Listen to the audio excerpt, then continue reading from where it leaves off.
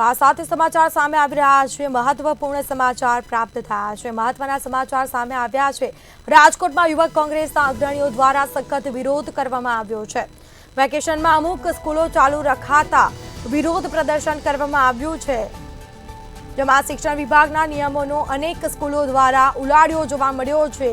Vacation છે, હાલ બાળકોનું અને સ્કૂલ ચાલુ છે। યુનિવર્સિટી રોડ પાસે આવેલી શક્તિ સ્કૂલ શરૂ થઈ ચૂકી છે। બાળકોનું હાલ વેકેશન ચાલી રહ્યું છે। શક્તિ સ્કૂલ શરૂ હોવાનો વિદ્યાર્થીઓમાં ભારે રોષ જોવા મળ્યો છે। વિદ્યાર્થીઓમાં પણ સ્કૂલ ચાલુ હોવાથી રોષ જોવા મળ્યો।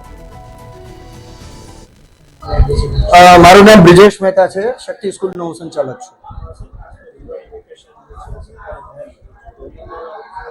પેરેન્ટ્સ તરફથી એવું દબાણ કરવામાં આવતું હોય છે કે અમે તમને આટલી બધી ફીસ પે કરીએ છીએ, તો બાળકને જ્યારે તકલીફમાં હોય, બોર્ડ એક્ઝામ નજીક છે, ત્યારે તમારી જવાબદારીમાં આવે કે એમને હેલ્પ કરવું જોઈએ। અત્યારે સ્કૂલ ઓપ્શનલ છે। જે બાળકને ખૂબ જ ડર લાગે છે પરીક્ષાનો અને જેને એવો ડર છે કે અમે ફેલ થઈ જાશું, તો આજે એક શિક્ષક તરીકે અમારી જવાબદારી આવે કે એમને હેલ્પ કરવી। ઘણી બધી શાળાઓ કદાચ એવી હશે કે જે પોતાનું પરિણામ ઊંચું લાવવા માટે, પણ અત્યારે જે બાળકો આવે છે એ બધા એવા બાળકો છે કે રમતના કારણે, ઇમેચ્યોરિટીના કારણે કદાચ આખું વર્ષ એમને ધ્યાન ન દીધું હોય, અથવા તો કોઈ બાળક નબળું હોય, એને સમજાણું ન હોય, પૂછી ન શક્યું હોય, તો હવે એને એવું લાગે છે કે ભાઈ મારે ભણવું છે। હવે ફેબ્રુઆરીમાં એક્ઝામ છે। આ વર્ષે ઘણા બધા કારણોસર સ્કૂલોના વર્કિંગ ડેઝ ઘટ્યા છે।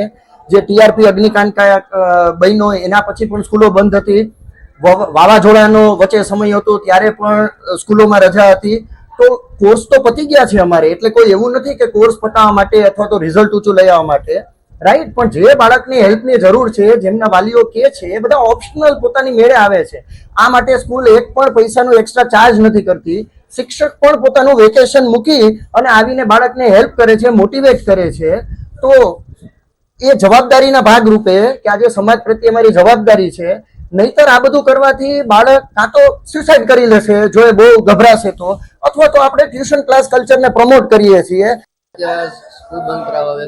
રાજ્ય સરકારના દિવાળીના વેકેશન લઈને સ્પષ્ટ પરિપત્ર છે। 28 ઓક્ટોબર થી 17 નવેમ્બર સુધીનો દિવાળીના જાહેર વેકેશનનો પરિપત્ર છે। ત્યારે રાજકોટની 90% ખાનગી શાળાઓએ લગભગ 6 તારીખથી શાળાઓ શરૂ કરી દીધી છે। ત્યારે વિદ્યાર્થીઓની અમને અઢળક ફરિયાદો આવી છે કે ભાઈ અમને શાળાઓએ ફોર્સફુલી બોલાવવામાં આવે છે। ખરેખર રાજ્ય સરકાર એક તરફ વેકેશનનો પરિપત્ર કરતો હોય તો એનું જિલ્લા શિક્ષણ અધિકારીને અમલીકરણ કરવાની જવાબદારી છે। ખરેખર રાજકોટના શાળા સંચાલકોની એવી દાદાગીરી વધી છે કે જિલ્લા શિક્ષણ અધિકારીને ગાંઠતા જ નથી અને જિલ્લા શિક્ષણ અધિકારીને ઓફિસની બહાર નીકળવું જ નથી। પરંતુ